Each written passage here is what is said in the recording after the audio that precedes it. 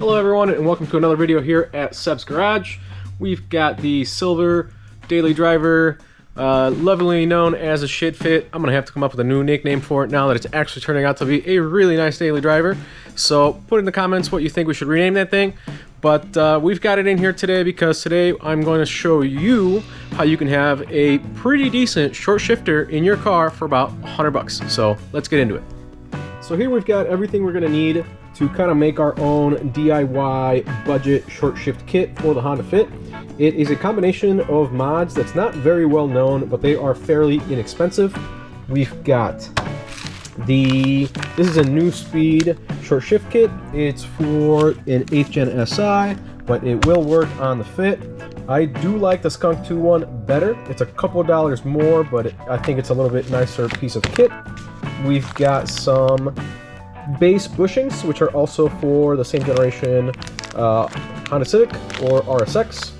And then we've got some spherical, so these have a little bit of bushing in there, shifter cable bushings that are for an EP3. So that would be like a 2002 to 2005 Honda Civic Si. Also, this is already installed just because I took it out of my spare transmission, but in here is an MTEC shift spring, and this is a shift select mechanism. This is what actually makes the transmission go into gear, and this is where the shift cables hook up to. That's already installed, but I will put part number and pricing for that somewhere around here. And all of this is around $100, and it'll make your car feel way better. It's not quite as good as a hybrid racing shifter. The hybrid racing shifter is definitely the best shifter you can get for the Fit platform, or really any Honda that they make it for. But they are a bit pricey. You know, I think they're $400. Don't quote me on that. I don't really know. I don't remember. I got mine used. But for around $100, I don't think that this can be beat. And if you're on a budget, I think this is a good option. If you want something that's really nice and adjustable, hybrid is definitely the way to go. But let's get into this and I'll show you how this works.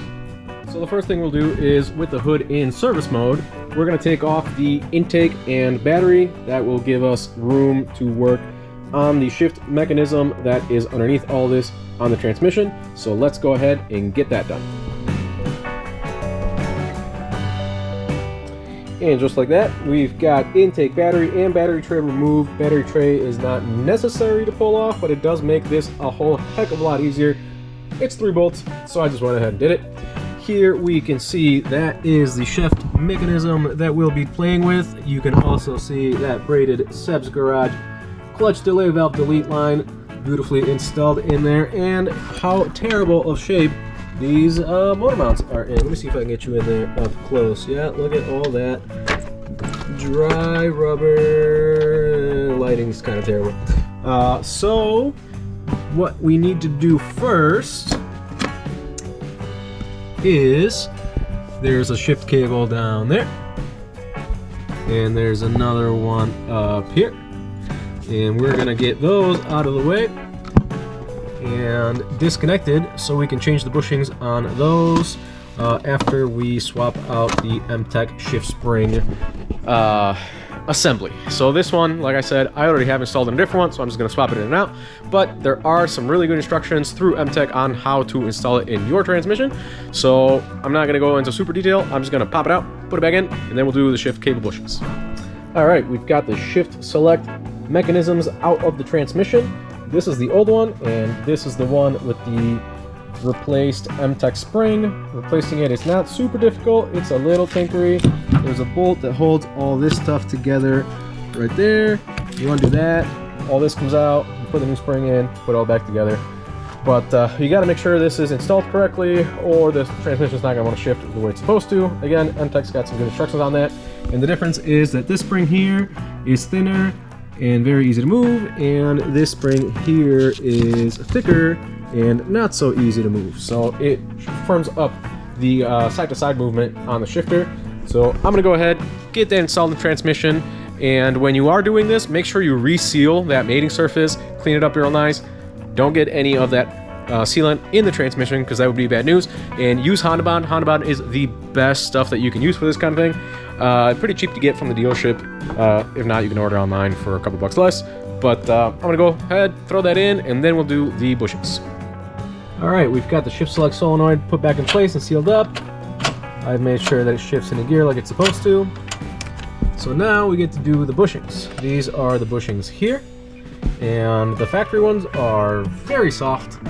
This car does have 245,000 on it, so it'll be extra soft. And usually you can just grab a screwdriver like this and just pry them out. Exactly like that. I don't know where that landed, but I will find it and do the other cable and see you afterwards. These are the new bushings. These are the crappy old ones, which are going in the trash. And the new one has this spherical bearing in it, which will give the shifter a lot firmer feel, but still have nice and smooth operation. I've tried the cheapy solid bushings, and they don't feel very good. These are definitely going to be better. And then it also comes with some replacement little grommets if you need them, and the hardware for installation. So I'm gonna go ahead and get those popped in and secured, and then we'll go from there. When installing these, it's very important to lube the little O-rings that make a nice tight fit on the actual shift cable itself. And then I also make sure to lube up the inside of the hole where it will be riding on the shift lever. These do take a little bit of force, so I've actually been using rag to not mar them too much, and some pliers to get them in there. Again, the hybrid components are much nicer. They're also more expensive, but you know, rightfully so, because they're parts that are precisely machined to fit like they should, instead of this stuff that needs to be fought with a little bit more. This stuff does work, but the hybrid stuff is nicer. But if you're on a budget, again, this will do. So I'm gonna go ahead and get the second one in and see how the shifter feels after that, before we tear apart the center console and get to that portion of the install. All right, we've got two pretty new bushings, one right there and the other one here on the side. Everything installed like it should have. A little bit of fighting, not too bad. And now we'll get inside the car and we'll show you what that actually does. So what this spring, that MTech spring, does is the side to side movement this way gets stiffer. So when you're grabbing here and going for a second, you'll have a little bit more positive feedback and it'll be a little bit stiffer. It is quite a bit stiffer when you go into fifth or even reverse, but it's not terrible. Again, hybrid shifter is, I think, better, and it comes with two springs that do the same thing internally, so you don't have to mess with anything at the transmission. But budget solution, pretty good. So now that that's done and the shifter goes into all the gears without a problem, I'm gonna go ahead and get all of this back together, and then we'll get into the inside of the car.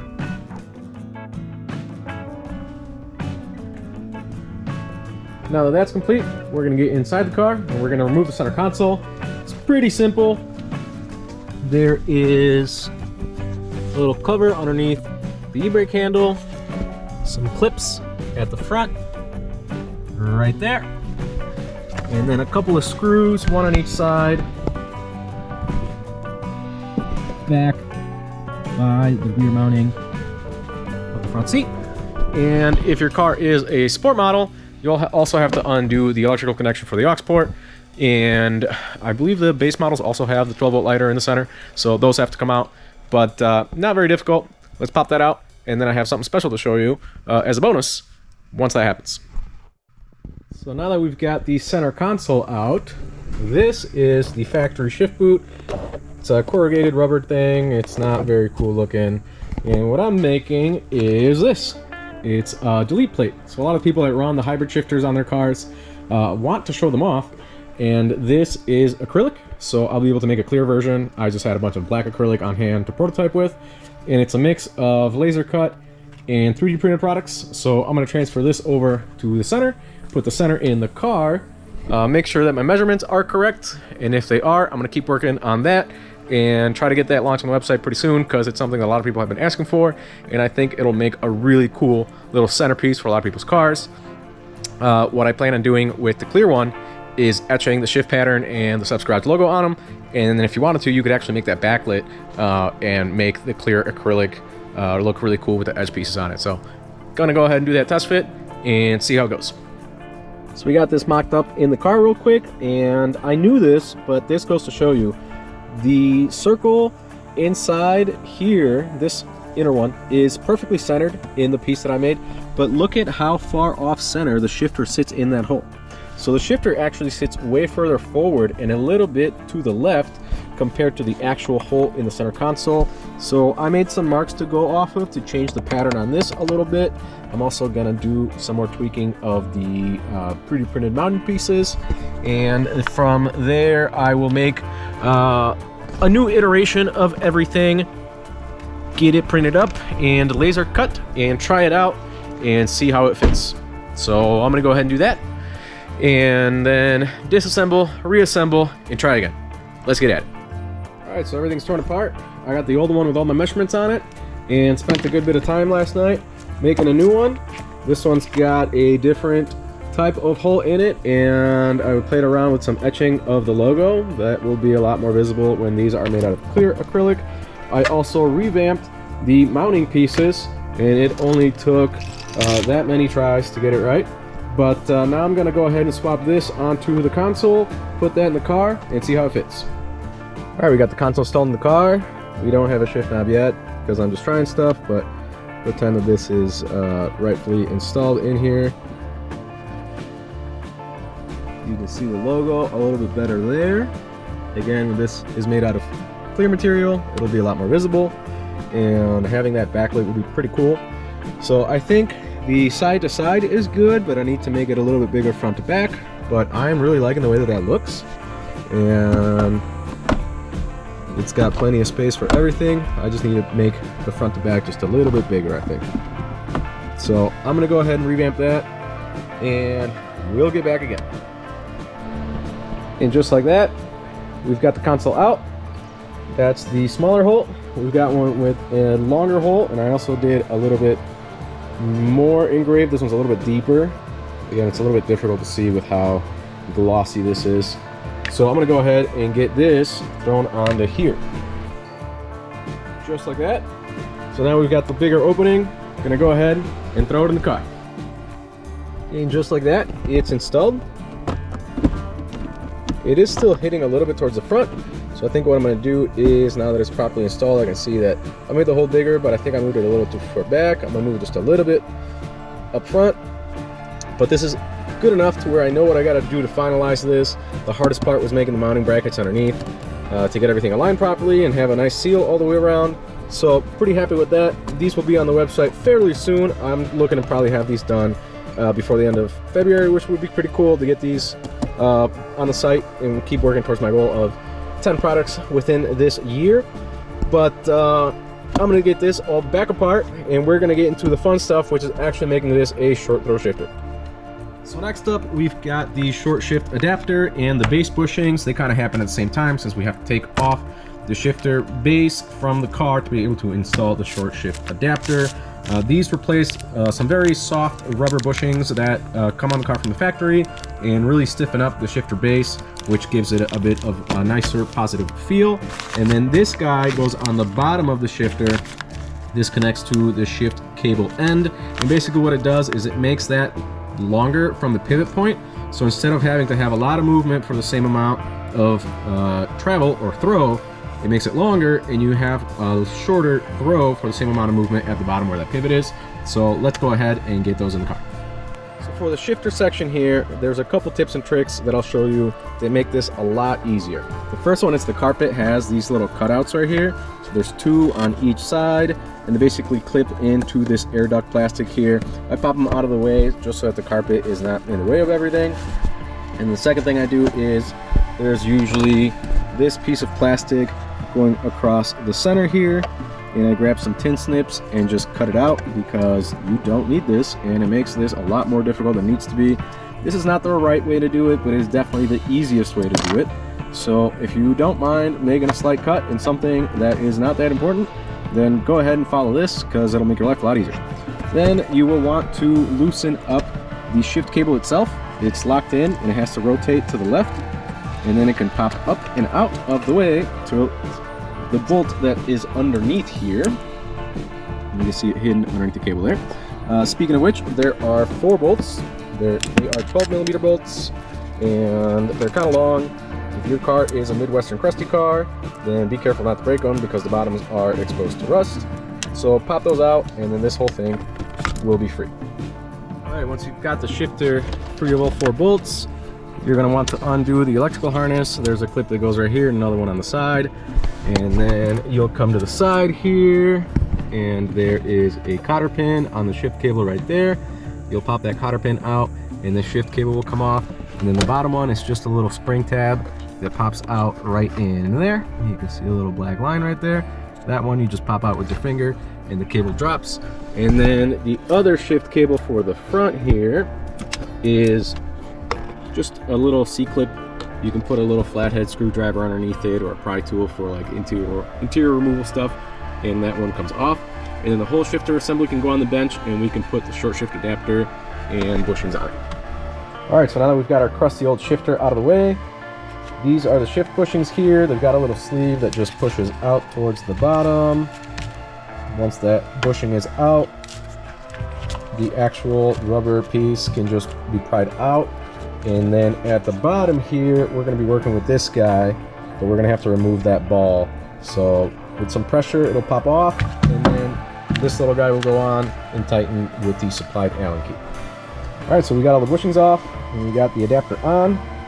You do have to remove the little plastic pivot ball, and the easiest way that I found was using 2 wrenches to lock the ball in place, and then using them to separate the ball from the metal. So now I'm going to lubricate this, and then put the ball back on, and get this all back together. All right, we're back in the car. We've got the little white plastic piece on that. I found it is actually easier to take the whole thing off, put them both together, and squeeze them with a pair of pliers or a vise. So now, installation reversal removal with one more thing. These are now 2 pieces per bushing, so they go like this, and they sandwich the shifter base in between the little slot. So they are a little bit more finicky to install. I also don't know yet if these are going to need some sort of a spacer to bring that up. Sometimes the shifter will hit the body right, if I can get this unstuck, right down there. So I know the Skunk 2 does come with a little bit of a longer bolt and a spacer. I'm going to get this together and find out if you need it or not with this one. Again, why I like this Skunk 2 kit, because it's just complete, and it does bring the shifter precision a little bit taller, which I personally like. But let's see if this works without having to do that. All right, we got the shifter all back together, got the shift cables all attached, got the pin here on the side. The bottom one just clips in with a little spring clip. I've got the 12 mils and the new base bushings installed. Don't be a dummy like me, because I lost the one on this front right corner somewhere in Narnia in here, and I had to tear my carpet apart to be able to find it. So don't do that. Learn from my mistakes. Good news is this does not need spacers to not hit the body. So if you can see right in there, right there, it gets real close, but it doesn't hit. So that's good news. That means the shifter will be in a stock position. You won't have to worry about it being taller or anything. So I'm gonna get the rest of this back together and get this video wrapped up. Got everything back together, plug in my aux off, then the charger for my phone, whatever. But everything's complete, and this thing feels great. It's definitely still, you know, especially first to second, like there is still some length to it, but it is a considerable amount shorter than stock. Again, hybrid's the best shifter on the market, but this is a good solid option. It makes it feel pretty nice. You know, it kind of feels like maybe like a 8th gen SI type of shifter. Better than stock, not quite as short or notchy as some of the aftermarket options, but a great improvement overall. So let's go ahead and take it on a test drive and make sure everything works as it should. We are getting ready to go for a test drive, but before that, I decided to make some changes. So this is a fake leather red stitched, I don't know if you can see a stitching right there, shift boot from an EK, which I stole off of the Black Fit, which you can see with the little fit plate right there. Those are on the site. But I finished, for the most part, the shift plate. I installed it on that car, and I stole the shift boot off of that because I thought it would kind of class up the interior a little bit. So let me show you what those look like real quick, and then we'll go for a test drive. This is the mostly finished shift plate. I've made it out of a clear red acrylic, which I think is kind of cool. It shows off the shifter. I do need to add a little bit more of a notch on the front just because the little dog leg on the shifter does rub up on the bottom of the plate a little bit. And I thought the red would match, you know, my aesthetic here with the red shift, or the red stitching here, the red horn button, the red floor mats, etc.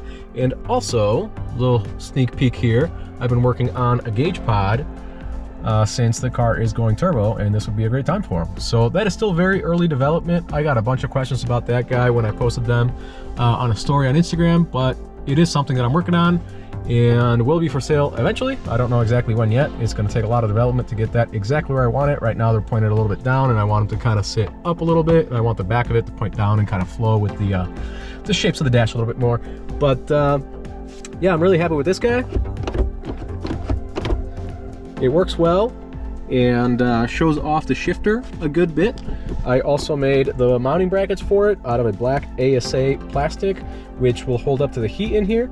And yeah, really happy with this. These will be on the site very soon in a bunch of different colors and finishes. I'm also thinking about making little overlays for them in different materials like carbon and aluminum, maybe even titanium, because I think that would be a really cool accent. And I will also offer some custom engraving on these if you just send me an SVG file, and you know, I can work with that. But yeah, this is the hybrid shifter. This one feels amazing. It's my favorite shifter. But let's go do a test drive in the other car with the budget short throw and see how it compares. Well, we're test driving Old Reliable here. I still need a new name for this thing, so please tell me what you think I should name this car. And yeah, the shifter is great.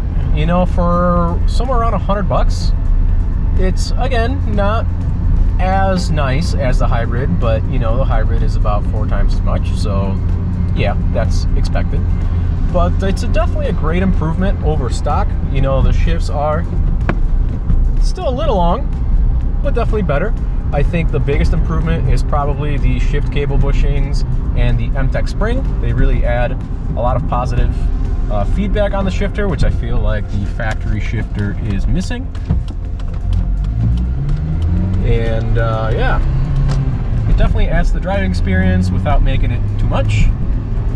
And now that a lot of the Mugen and Buddy Club options are discontinued, really hard to get, you know, used up and worn, this is definitely a great way to go about installing something that's, you know, not so intrusive maybe if you just want something mild, or if you're just on a budget and don't necessarily need something that is a super top-notch product like the hybrid stuff. You know, it demands a premium for a reason, but that's not everybody's need. So,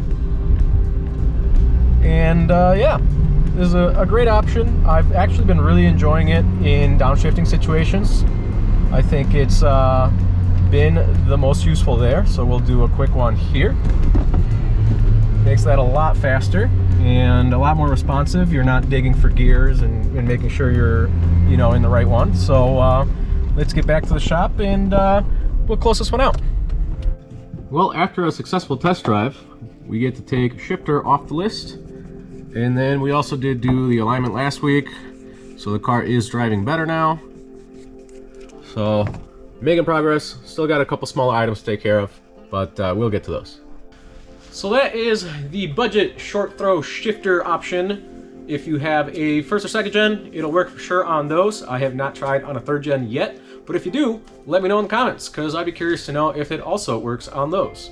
And on the next episode, as you can see behind me, we'll be doing prelude things. I know a lot of you have been asking about that, so that'll be coming soon. But that sums it up for this one. So thank you so much for watching, and I'll see you on the next one.